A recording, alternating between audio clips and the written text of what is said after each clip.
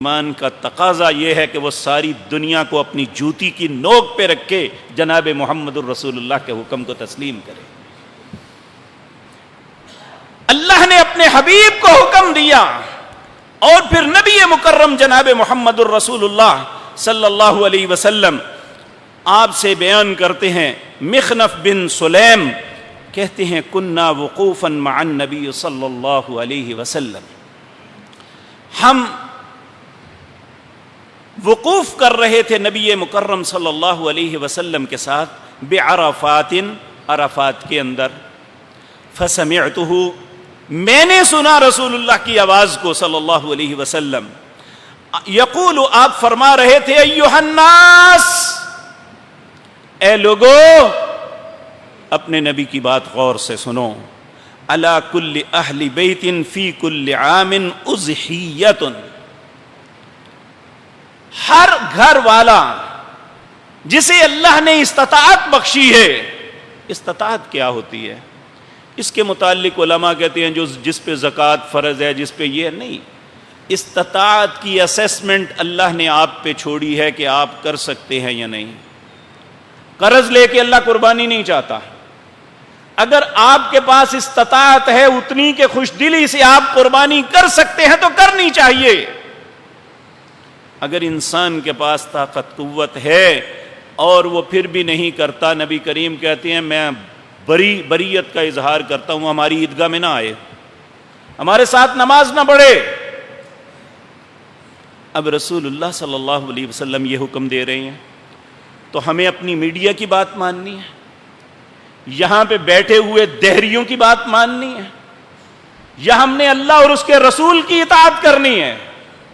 قیامت کے دن حسن نثار کے جھنڈے کے نیچے کھڑے ہونا ہے یا رسول اللہ کے جھنڈے کے نیچے؟ اس کا فیصلہ میں نے اور آپ نے کرنا ہے۔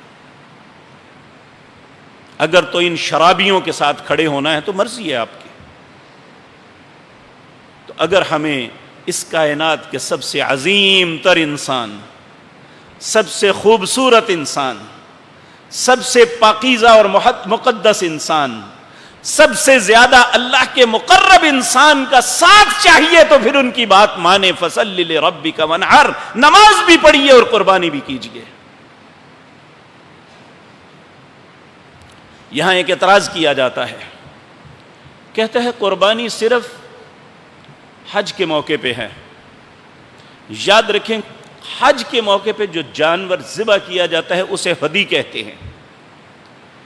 جو عام دنوں میں عام انسان جو حج پہ نہیں گئے وہ جو قربانی کہتے ہیں انہیں اضحیہ کہتے ہیں۔ اور نبی کریم صلی اللہ علیہ وسلم، یاد رکھیں دونوں میں فرق یہ ہے، نبی کریم نے اس کی تعریف فرمائی۔ آپ نے فرمایا جو حج تمتع کرتا ہے یا حج قران، یقین جانیے اس دفعہ تو حج کا نام لیتے ہوئے دل میں چوب پڑتی ہے کہ وہ اللہ کا گھر جہاں اس وقت تل رکھنے کی جگہ نہیں ملتی تھی، آج وہ ویران پڑا ہوا ہے۔ ابھی تک لوگوں کو اس کے اندر آنے کی اجازت نہیں ملی۔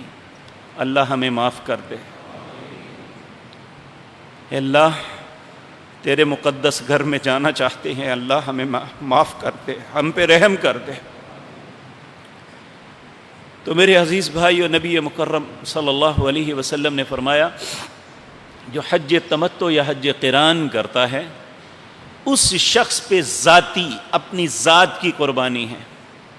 اگر میاں بیوی بیٹے ماں باپ سب گئے ہیں تو سب کی طرف سے الگ الگ قربانی ہوگی، لیکن جو اضحیہ ہے وہ ایک خاندان پورے کی طرف سے ایک قربانی بڑی ہے۔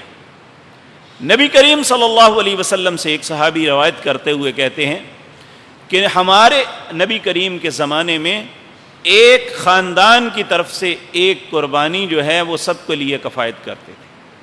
اگر اس سے زائد کریں تو آپ کی مرضی ہے، لیکن اگر ایک فیملی، یہاں یہ بھی یاد رکھیں اگر ایک شخص کے کئی بیٹے ہیں اور جوائنٹ فیملی سسٹم ہے، ان کا کھانا بھی اکٹھا ہے، ان کا کاروبار بھی اکٹھا ہے، تو اگر گھر کا سربراہ ایک قربانی کر دے گا تو سب کے لیے کافی ہو جائے گی۔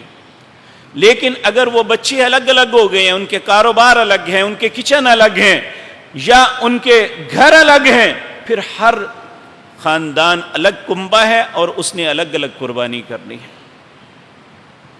تو میرے عزیز بھائیو، یہ قربانی کی فرضیت کے متعلق گزارشات تھی۔